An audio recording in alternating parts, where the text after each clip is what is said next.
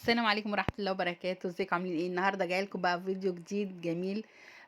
دي محطة مصر بعد التعديل. محدش طبعا يصدق ان دي محطة مصر. انا واحدة من الناس بنزل بتوه فيها دلوقتي، مبقتش عارفة لها اول من اخر بعد ما شالوا منها البياعين وبعد ما شالوا منها العربيات والسوق، وكلها بقت ما شاء الله زي ما انتم شايفين كده. النظرة سريعة عليها لغاية ما يفتتحوها، لسه ما افتتحوهاش.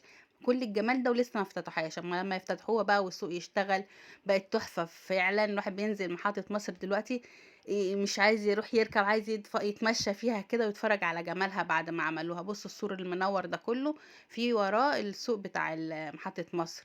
في يافطة كبيرة فوق كده اهي مكتوب عليها سوق محطة مصر. لسه البياعين لسه ما اشتروش فيه، اللي اشترى بس ما افتتحوش لسه.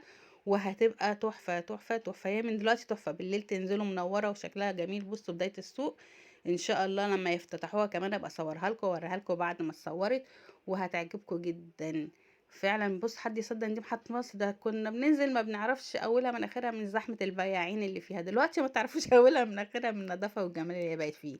بصراحة بصراحة بنزل مش عايزة اركب، عايزة افضل اتمشى كده. شايفين محطة القطر؟ شايفين الجمال؟ حتى جوه محطة القطر نفسها جوه جددوها وبقت جميلة، وحاجة كلها تكنولوجيا وما شاء الله عليها.